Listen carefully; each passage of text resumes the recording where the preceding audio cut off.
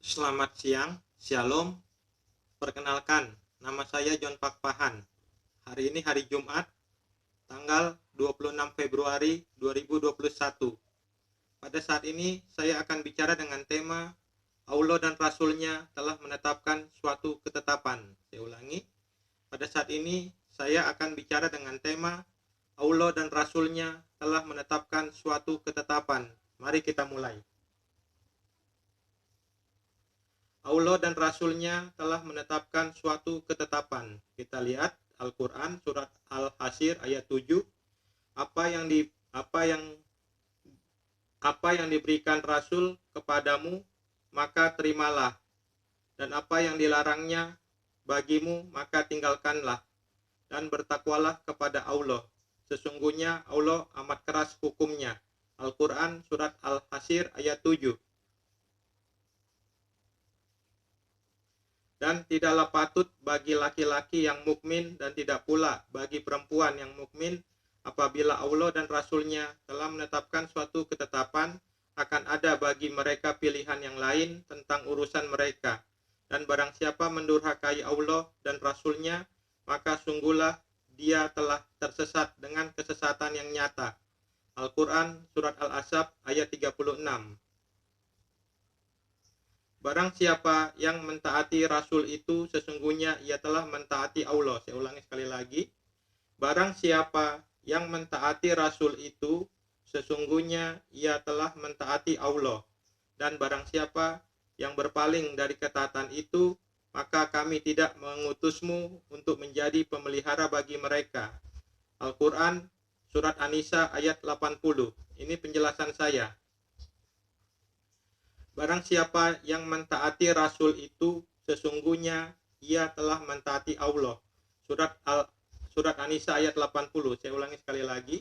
Barang siapa yang mentaati Rasul itu, sesungguhnya ia telah mentaati Allah. Surat Al-Quran An-Nisa ayat 80. Berarti kalau Muhammad SAW berbuat salah, maka Allah SWT ikut juga berbuat salah. Karena siapa mentaati Rasul, ia telah mentaati Allah. Saya ulangi sekali lagi. Berarti kalau Muhammad SAW berbuat salah, maka Allah SWT ikut juga berbuat salah. Karena siapa mentaati Rasul, ia telah mentaati Allah. Saya ulangi sekali lagi. Berarti kalau Muhammad SAW berbuat salah, maka Allah SWT ikut juga berbuat salah. Karena siapa mentaati Rasul, ia telah mentaati Allah. Kita lihat Al-Quran, surat Al-Baqarah ayat 61. Dan ingatlah ketika kamu berkata, hai Musa, kami tidak bisa sabar, tahan dengan satu macam makanan saja. Sebab itu mohonkanlah untuk kami kepada Tuhanmu agar dia mengeluarkan bagi kami dari apa yang ditumbuhkan bumi, yaitu sayur mayurnya, ketimunnya, bawang putihnya, bawang adasnya, dan bawang merahnya. Musa berkata, maukah kamu mengambil yang rendah sebagai pengganti yang lebih baik? Pergilah kamu ke suatu kota, pasti kamu memperoleh apa yang kamu minta. Lalu ditimpakanlah kepada mereka nista dan kehinaan, serta mereka mendapat kemurkaan dari Allah. Hal itu terjadi karena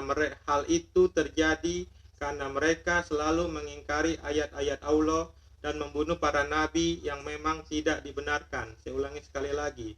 Hal itu terjadi karena mereka selalu mengingkari ayat-ayat Allah dan membunuh para nabi yang memang tidak dibenarkan. Demikian itu terjadi karena mereka selalu berbuat durhaka dan melampaui batas.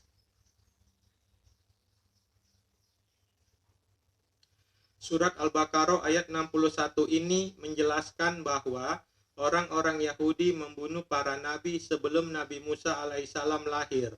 Siapakah nabi di kalangan orang-orang Yahudi sebelum Nabi Musa alaihissalam lahir? Jawabannya adalah Nabi Yakub, Nabi Yusuf alaihissalam. Jadi tidak ada nabi yang dibunuh oleh orang-orang Yahudi sebelum Nabi Musa alaihissalam lahir. Surat Al-Baqarah ayat 61 ini menunjukkan kesalahan Allah SWT dan Muhammad SAW dalam Al-Quran. Karena tidak ada nabi yang dibunuh oleh orang-orang Yahudi sebelum Nabi Musa alaihissalam lahir. Maka Allah SWT bukanlah Tuhan yang sejati, Muhammad SAW bukanlah utusan Tuhan tetapi nabi palsu, dan Al-Quran bukanlah firman Tuhan, tetapi karya Aulo SWT dan Muhammad SAW. Terima kasih. Shalom. Tuhan Yesus Kristus memberkati.